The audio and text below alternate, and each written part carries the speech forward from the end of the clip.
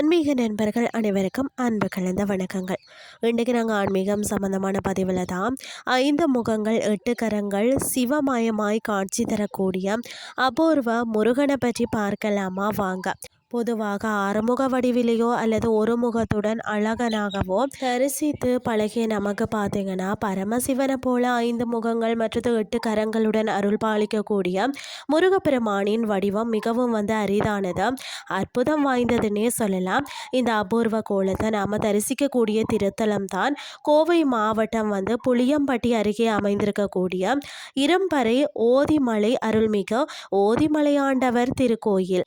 அதாவது பார்த்தீங்கன்னா 5 முக முருகனின் தத்துவமும் சிறப்பையும் பார்த்தீங்கன்னா கவிஞ்சமூர்த்தி வடிவம் நான்முகனின் அகந்தையை அடக்கி பிரம்மனை சிறையில் அடைத்த பிறகுதான் அகிலத்தின் படைப்பு தொழிலை முருகப்பெருமான் ஏற்றுக்கொண்டார் இல்லையா. அப்போது சிவ அம்சத்தோடு 5 முகங்கள் மற்றது 8 கரங்கள் கொண்டு அதாவது கவிஞ்சமூர்த்தி என்ற அபூர்வ திருக்கோலத்தில் இந்த தலத்தில் எழுந்தருளினார். அதாவது சிவனும் முருகனும் ஒன்றே என்பதை உணர்த்தக்கூடிய வகையில் ஈசனுக்குரிய பஞ்சமுக அமைப்போடு வீற்றிருந்த சிவபெருமானுக்கே வேத ஆகமங்களை ஓதி உபதேசித்த ஒரு புண்ணிய பூமி தான் இந்த ஓதிமலை. அது மட்டும் இல்லாமல் பார்த்தீங்கன்னா பிரம்மனை அடைத்து வைத்த இரும்பு அறை அமைந்த ஊர் தான் இரும்பறை என்றும் சிவனுக்கு பிரணவ பொருளை முருகன் ஓதிய அதாவது உபதேசித்த மலை என்றதால ஓதிமலை என்றும் பெயர் பெற்றதாம்.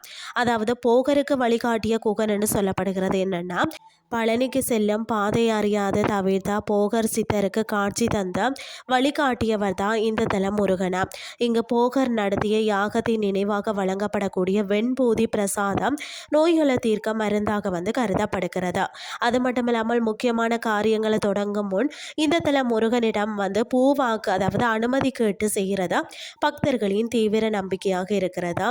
1800க்கும் மேற்பட்ட படிகளை கடந்து சென்ற இந்த 5 முக முருகனை தரிசித்தால் புத்தி கூர்மை அடையும், படைப்பாற்றல் பெருகும், கிரக தோஷங்கள் நீங்கி வாழ்க்கை சிறக்கும் என்பது ஐதீகமாக இருக்கிறதா. வேலுண்டு வினை இல்லை. ஓம் சரவண பவ.